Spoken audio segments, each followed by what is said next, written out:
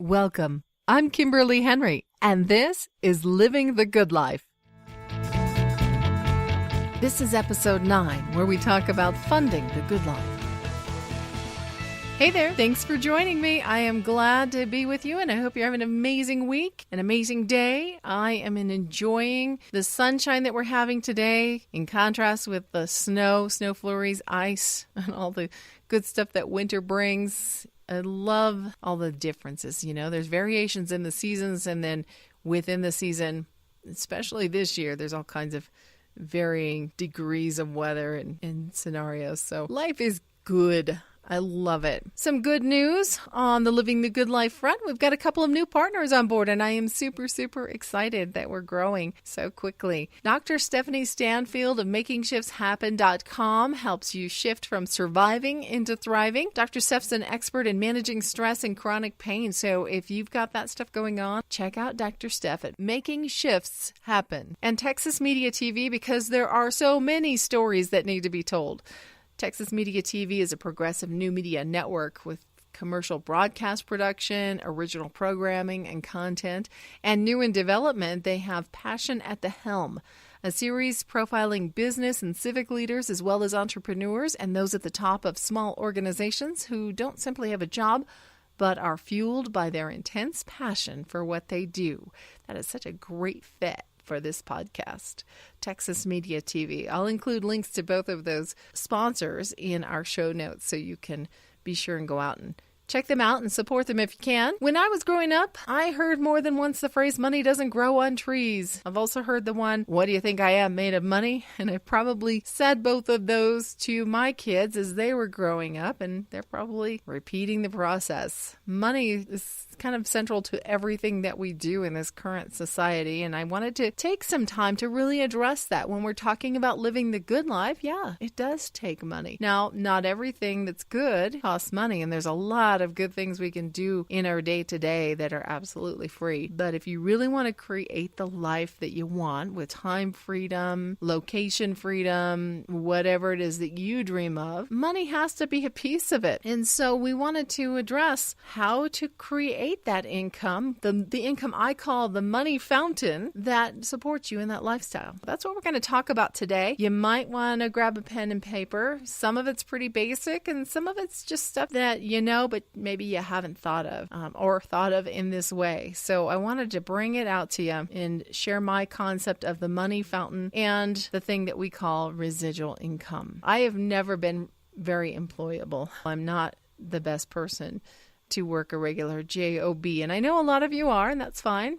There's absolutely nothing wrong with having the j.o.b. if that's what you want. However, I do and am a firm believer that even if you choose to take the traditional route of a job, you need a security net. And those security nets just aren't the same today as they were 20 or 30 years ago. So let's talk a little bit about how we can create that security net for you if you're working a regular job and create that steady flow of income if you choose not to work a regular j.o.b. I found over time this concept called residual income, and it kind of snuck up on me. I didn't really realize that that's what we were doing. I think of residual income as things like, what movie stars and insurance agents make. And I am certainly not either one of those. So I didn't really realize that what we were creating over time, when I say we, I mean my husband and I, was really that concept of residual income. And this is probably something you've heard about before. And a lot of us right now are hearing this in the context of network marketing. And that absolutely is an option, but it is not necessarily the crux of what I'm talking about here. So please bear with me because it really encompasses so much more than that. Residual income is basically money that continues to flow in after the initial work is done. So when I refer to movie stars, I'm talking about you go out, you make a film, your contract says every time somebody watches this film in a movie theater, on broadcast television, or any other outlet, you get a little bit of cha-ching in your pocket. And that's a very simplified version of how movie stars or movie actors and actresses get paid in that industry. Usually there's a bulk payment and then there's some residual. That can happen in a lot of different ways. Insurance agents is similar. Again, everything I'm going to talk about here is probably an oversimplification. We're not going to get into contracts here, but the general gist of the idea is there's a lot of different things you can do where you put in the effort up front and then the money trickles in after that. We've found in our household that we've got over time just kind of accidentally created 5 or 6 different streams of residual income. So if something were to happen, we still have money flowing in. And it's nice to have multiple streams because if one of them dries up for some reason, that doesn't, take you out of the game. You've still got some other stuff coming in. So that's what we have created. And here's why. Because in this economy, and if you're listening to this, you know this already, jobs aren't a given. If you have a job, it's not guaranteed you'll have that job tomorrow. It used to be that you could get into your career and expect to serve at that company for 20, 30 years and then retire and live a nice life, build up your nest egg. In this day and age, that just simply isn't the case. And I don't necessarily think that's a bad thing. I love the creativity and the opportunities that are arising right now because folks are not willing to settle for the status quo anymore. So I'm really, really excited about where our economy is going and where our opportunities are going. And it gives us all this option of creating our life that we have more now than we ever have had before. I think in the past, it's been a breakout person who creates their job or creates their company. And now it seems as if more and more people, that's the default rather than the exception. So super exciting time to be alive and in the workforce and creating and living and on all of that. So why residual income? One, because your job may go away tomorrow and you want to make sure that you can still eat and pay your rent. Also, maybe your job doesn't go away, but you become ill or get injured in such a way that you can't work for a week or a month or 6 months. You want to make sure that the revenue coming into your house doesn't leave you homeless. And then there's also the times where someone you love and care about may become ill or injured and need you by their side, and you want to be there without having to give up your home, not pay your bills, go into debt, and all of those things. The one I love the most is opportunity. When somebody invites you to a workshop in your hometown, across the country or across the globe, that is in your passion, in your field, that you would absolutely just love to go to. Wouldn't it be great if the funds were in place so that you don't have to worry about losing your job if you take this trip? Or your friend has a timeshare in, I don't know, where's your dream place? Hawaii, Belize, Bali? If somebody just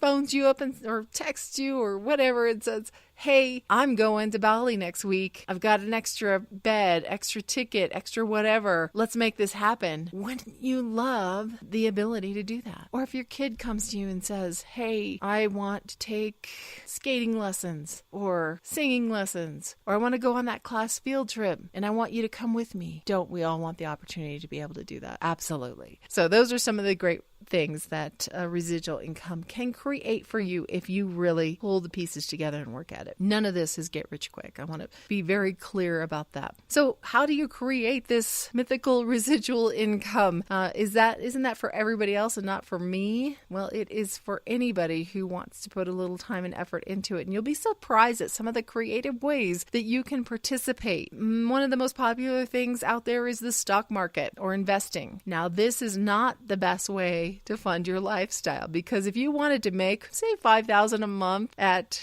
investing, you're going to have to put about $3 million in the bank at a 2% APR to create that $5,000 a month residual income, those dividends.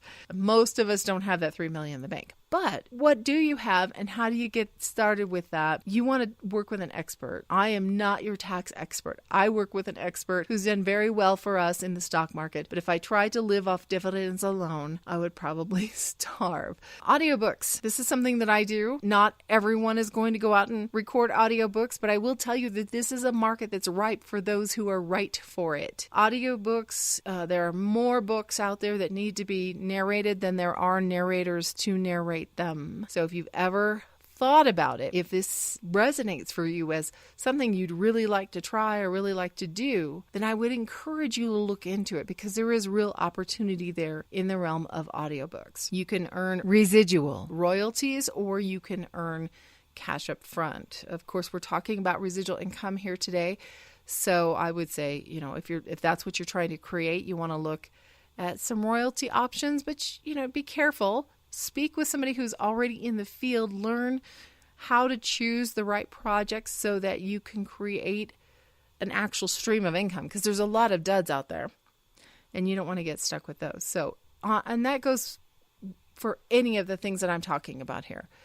If you're going to venture into any of them, you want to talk with somebody who's already doing it successfully to learn the tips and the pitfalls so that you make sure you have the most success possible and you're not just spinning your wheels. Audiobooks, that's one for your list. Acting or voiceover, those are kind of a niche thing, and those are the things that I do. I love my career, and you can absolutely build residual income from those avenues. Again, that's not for everyone, but if this resonates for you, if it sounds like something that you would like to try, you've always wanted to try, jump in and learn more about it. Talk to somebody who's already doing it. Songwriting. This is not something that I do, but songwriting is another form of residual income. You write that song, get it out there, get it published, and then if someone decides to record it, you get paid every time that it gets airplayed. You can sell insurance. That's a little more of a career move, but it is a way to create some residual income.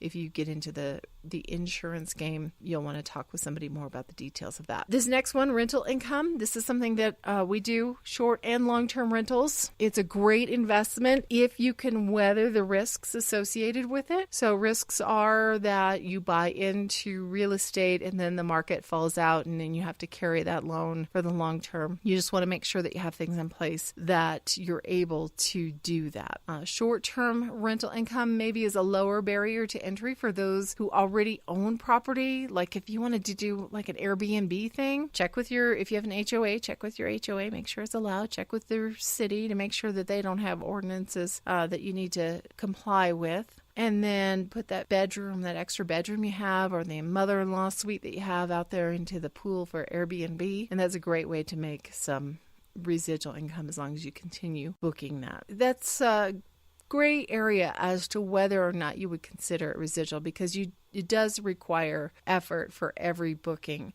but it doesn't require you to be there 8 to 5 Monday through Friday, if you know what I mean. So it's kind of borderline, but it's a great way to build some extra income into your life without a huge risk, huge outlay. Long-term rentals, that's more of an investment. There are some ways to get into properties without a lot of money up front. You want to talk to somebody in the know about that. If you have a strong rental market in the area that you're purchasing, then that can be a great long-term residual income for you, because you're going to spend a few days a quarter investing in maintenance on that property, and then the rest of the time you have your rental returns, which is great. What are you passionate about? What do you know about? What can you teach about? The old classic underwater basket weaving. My husband, who never rode a motorcycle in his life until recently, wrote a book several years ago about fitness for motorcyclists, because he was an expert in fitness and he had some clients that were motorcycle riders. So he could speak to that knowledge. Now he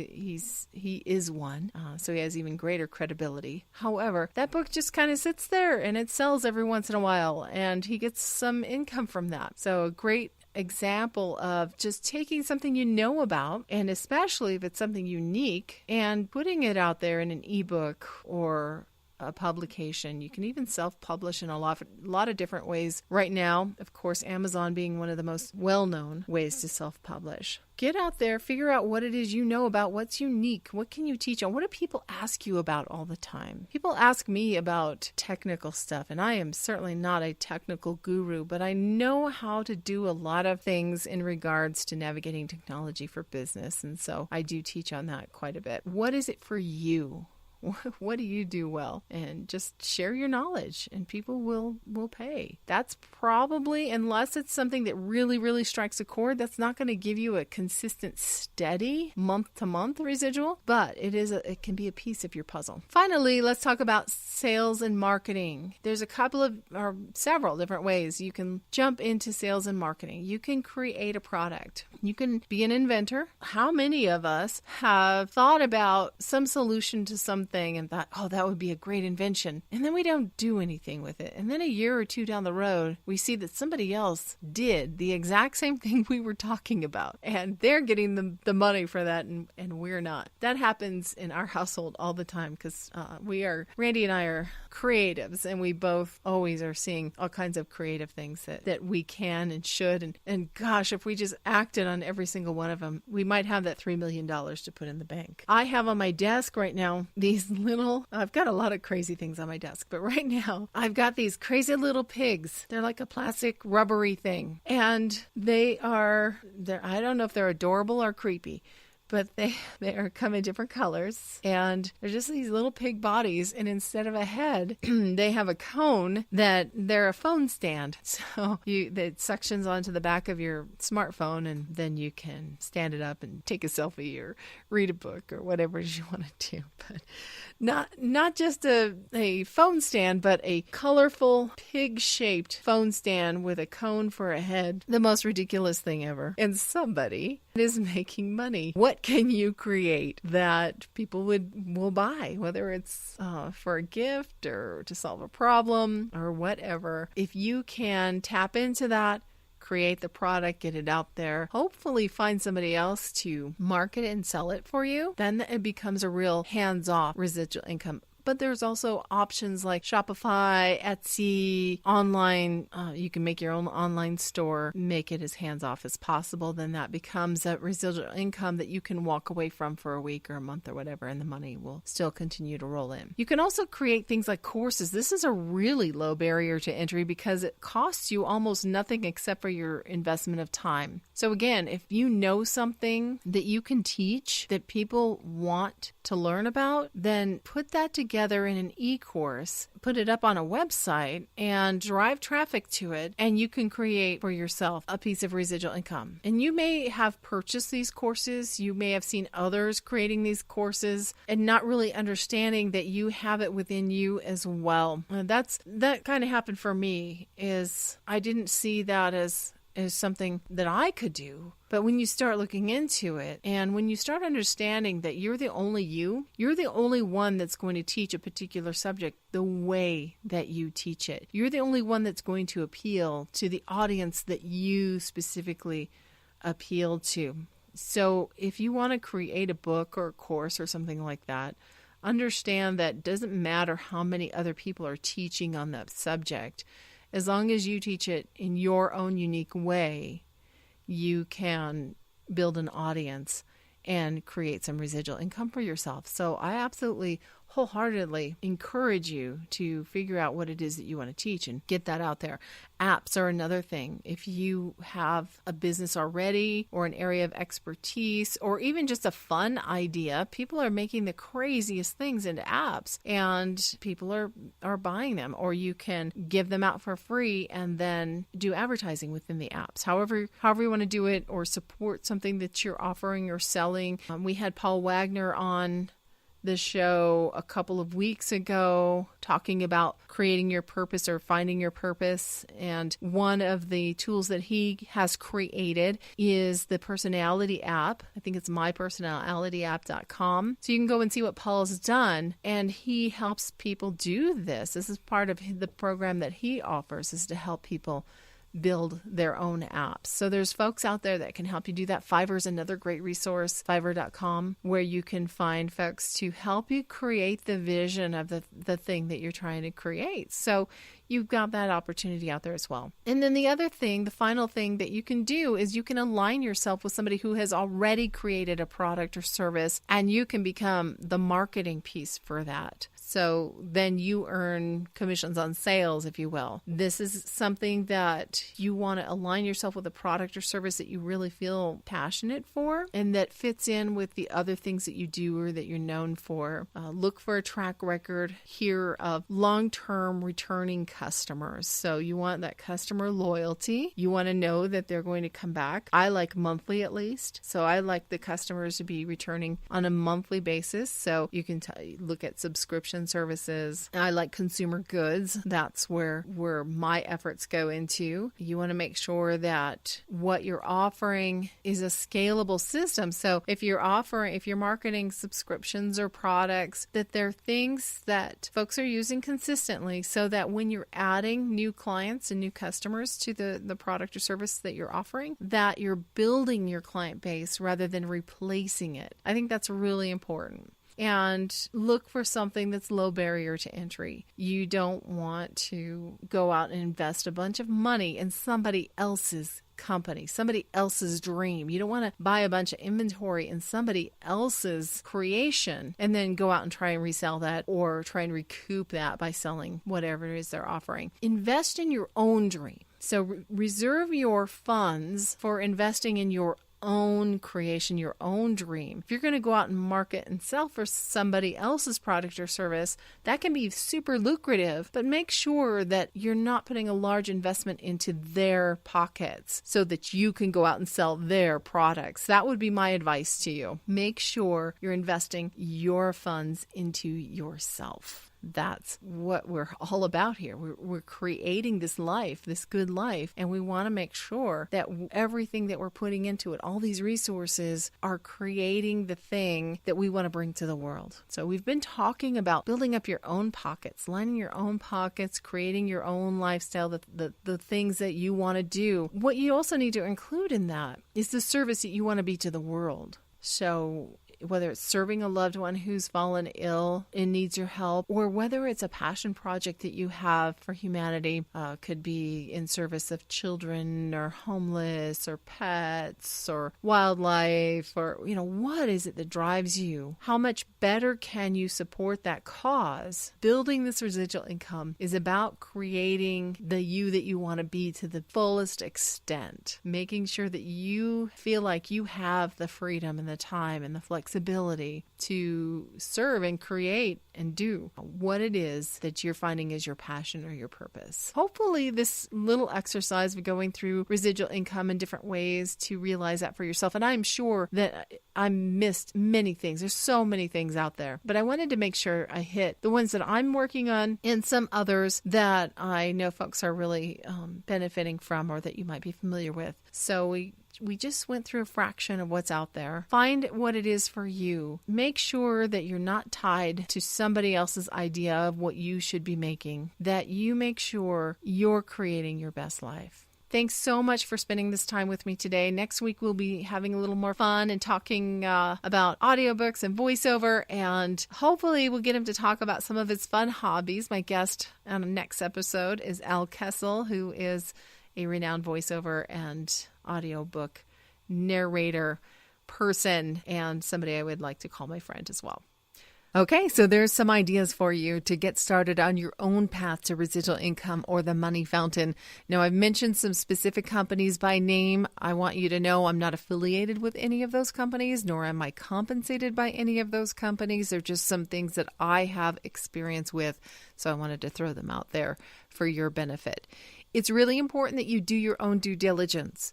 Get out there, look into the meat of it, make sure it's a good fit for you. Don't do anything without thoroughly investigating and making sure that it's going to be right for you and that you're not going to be putting yourself at risk. I think that should go without saying, but it's really important that we take care of ourselves. The whole idea here is to build your life, not strip it away by putting yourself at too much risk. And there's a time and a place for that too, but that's a whole nother episode. I'm Kimberly Henry, and this has been Living the Good Life. Thanks for listening.